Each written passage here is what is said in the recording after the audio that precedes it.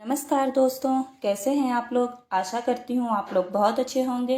दोस्तों, अगर मेरे चैनल पर आप नए हैं तो चैनल को लाइक, सब्सक्राइब और शेयर ज़रूर कर दें। तो दोस्तों, आज हम बात करेंगे प्रेगनेंसी के शुरुआती लक्षणों के बारे में। यदि आप प्रेग्नेंट हैं तो कॉन्ग्रेचुलेशन फ्रेंड्स, क्योंकि ये टॉपिक आपके लिए बहुत ही मज़ेदार होने वाला है। फ्रेंड, हर महिला जब प्रेग्नेंट होती है तो उसके माइंड में एक सवाल होता है कि हम क्या खाएं और क्या ना खाएं। तो आज इन्हीं सवाल के जवाब मैं आपको दूंगी। यदि कोई भी सवाल आपके मन में हो तो आप मुझसे कमेंट में पूछ सकती हैं। फ्रेंड, पहला लक्षण है पीरियड मिस होना। यदि आपके पीरियड मिस हो गए हैं तो आप कंफर्म प्रेग्नेंट हैं। लेकिन कई बार ऐसा भी होता है जब हमारे हार्मोन्स चेंज होते हैं तब भी हम पीरियड हमारे मिस हो जाते हैं। इसलिए आप एक बार अपने डॉक्टर से ज़रूर मिलें ताकि उनसे ये कंफर्म हो सके कि आप प्रेग्नेंट हैं। लेकिन पीरियड मिस होते हैं तो ज़्यादातर लोग प्रेग्नेंट ही होते हैं। तो पहला लक्षण तो ये है। और सेकंड लक्षण है सिर दर्द होना। जैसे आप किसी की बात नहीं सुनना चाहते और ना ही तो किसी से बात करना चाहते हैं। ऐसा लगता है जैसे सिर कितना भारी हो रहा है और काफ़ी दर्द भी होता है सिर में। तो इसी तरह से आप घबराएं ना। अगर आपके सिर में दर्द होता है तो आप कोई भी पेन किलर ना लें। अगर आपको लगता है कि भी मेरे सर में बहुत ज़्यादा दर्द हो रहा है तो आप डॉक्टर से ज़रूर मिलें, क्योंकि फ्रेंड्स जो पेन किलर होती है वो काफ़ी ज़्यादा हाई डोज की होती है। उससे आपके बच्चे पे और आप पर बहुत ज़्यादा प्रॉब्लम हो सकती है। इसीलिए आप अपने डॉक्टर से सलाह लेकर के ही दवाई लें। तीसरा लक्षण है ब्रेस्ट में दर्द होना और निप्पल के रंग में परिवर्तन होना। फ्रेंड्स, जब हम फर्स्ट या सेकंड मंथ में होते हैं तब हमारे ब्रेस्ट काफ़ी भारी हो जाते हैं, एकदम पत्थर जैसे लगने लगते हैं। तो इसमें आप घबराएं ना, और घबराने की बात भी नहीं है, ये सभी महिलाओं के साथ होता है। डिलीवरी होने के बाद ये सब ठीक हो जाता है। चौथा लक्षण है शरीर में काफ़ी थकान होना और ऐसा लगता है कि जैसे हमने कोई काम नहीं भी किया है तब भी हमें लगता है कि हमने कितना सारा काम कर लिया है जो हमें इतनी सारी थकान हो रही है। तो फ्रेंड्स, ऐसा फर्स्ट या सेकंड मंथ में होता है। बाकी तो 9 मंथ तक इतनी दिक्कत नहीं आती है, लेकिन फर्स्ट और सेकंड मंथ में ज़्यादा होती है। इसलिए जब भी ऐसी प्रॉब्लम हो तो आप बिल्कुल भी ना घबराएं, आप उस टाइम आराम कर सकते हैं।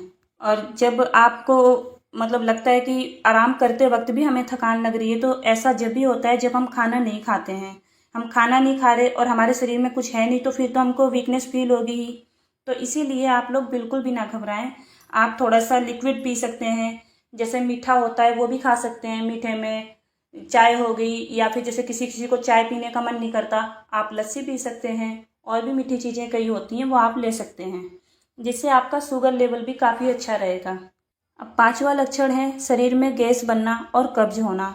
दोस्तों, ये भी हमारे कुछ ना खाने के कारण ही होता है। जब हम खाना नहीं खाते तो हमारे शरीर में ऑलरेडी गैस बनती है, कब्ज भी होती है और ऐसा लगता है जैसे कच्ची डकार आती है। हमने कुछ नहीं भी खाया होता तब भी हमें लगता है कि हमें उल्टी आएगी या फिर कच्ची डकार आएगी। तो ऐसा जब भी होता है जब हम कुछ नहीं खाते। तो आप कुछ ना कुछ ज़रूर खाना खाएं। आपको बिल्कुल भी मन नहीं कर रहा तब भी आप थोड़ा बहुत ज़रूर ले सकते हैं, अपने बच्चे के लिए और अपने लिए। इससे क्या होगा कि ना ही तो आपको गैस बनेगी, ना ही तो आपको वीकनेस फील होगी। आपका ब्लड प्रेशर भी हाई लो नहीं होगा, वो मीडियम ही रहेगा। इससे आपका शुगर लेवल भी सही रहेगा। इसीलिए आप लोगों को थोड़ा बहुत तो ज़रूर ही खाना है, जिससे कि आपके शरीर में गैस बिल्कुल भी ना बने। और थोड़ी दिक्कत जो होती है ज़्यादातर ना खाने की वजह से होती है, इसलिए आपको खाना ज़रूर खाना है। फ्रेंड्स, छठा लक्षण है चिड़चिड़ापन महसूस होना, जिसे बोलते हैं मूड स्विंग भी। तो फ्रेंड, ऐसा जब होता है जब हम प्रेग्नेंट होते हैं तो हम क्योंकि खाए पिए नहीं होते हैं और ऐसा लगता है कि कोई बैठा भी है, कोई बातें कर रहा है तो हमें काफ़ी चिड़चिड़ापन लगता है। ऐसा लगता है वो हमारे पास ना बैठे और वो बैठा क्यों है, हम अकेले रहें। इस तरीके की बातें हमारे मन में आती हैं, काफ़ी नेगेटिव बातें आती हैं। और हम फिर बाद में सोचते हैं कि हमारे मन में ऐसा क्यों आया, जो कि हम नेगेटिव सोच नहीं रहे थे। लेकिन उस टाइम पे भी हमें हमारे पास कोई अच्छी बातें भी कर रहा है बैठ के, तब भी हमें ऐसा लगता है कि हम इनके पास क्यों बैठे हैं, हमें अकेले रहना है। और फिर बाद में जब हम अकेले हो जाते हैं तब हम सोचते हैं, हमें पछतावा होता है कि हम अकेले क्यों हैं। तो इस तरीके की थोड़ी निगेटिविटी बातें जो होती हैं ऐसे टाइम पे हो जाती हैं। ये आपको बिल्कुल भी नहीं घबराना है। अगर आपको ऐसा लगता है कि आपको चिड़चिड़ापन हो रहा है या फिर अकेले बैठने का मन कर रहा है तो आप अकेले रह सकते हैं।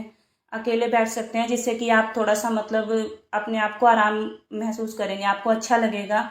तो इससे क्या है कि नेगेटिविटी बातें भी नहीं आएंगी। फ्रेंड्स, इसमें घबराने की कोई भी ज़रूरत नहीं है आपको, ना ही तो आपको पछताने की ज़रूरत है, क्योंकि ऐसा सभी महिलाओं के साथ होता है। और ऐसा जब होता है जब हमारे शरीर में हार्मोन चेंज होते हैं, हम प्रेग्नेंट होते हैं, काफ़ी तरह के बदलाव आते हैं। इसी वजह से ऐसी चेंजिंग आती है कि चिड़चिड़ापन, उल्टी होना, और एक लक्षण और है जो बुखार होना होता है। किसी किसी को बुखार होता है, किसी किसी को बुखार नहीं होता है। तो इसमें घबराने की कोई ज़रूरत नहीं है। अगर आपको बुखार होता है तो आप डॉक्टर के पास जाएं, अपने आप से कोई भी दवाई ना लें।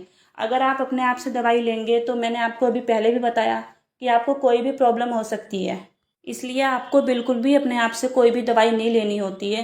क्योंकि ऐसा होता है जैसे हमारे घर में दादी नानी होती हैं या फिर सास होती हैं या मम्मा होती है, वो कहती हैं कि भी पैरासीटामोल ले लो या पीसीएम ले लो या ब्रूफेन की गोली ले लो। तो मैंने आपको बताया ना कि ये सब हाई डोज की गोलियां होती हैं। और जिस टाइम हम प्रेग्नेंट होते हैं हमारा बच्चा बहुत ही वीक होता है, बहुत छोटा होता है वो। तो इसीलिए हमें उस बच्चे का ध्यान देते हुए हमें डॉक्टर के पास जाना चाहिए। तो दोस्तों, आशा करती हूँ कि आपको मेरी ये जानकारी काफ़ी अच्छी लगी होगी। अगर आपके मन में कोई भी सवाल हो तो आप मुझसे कमेंट में ज़रूर पूछ सकते हैं। धन्यवाद।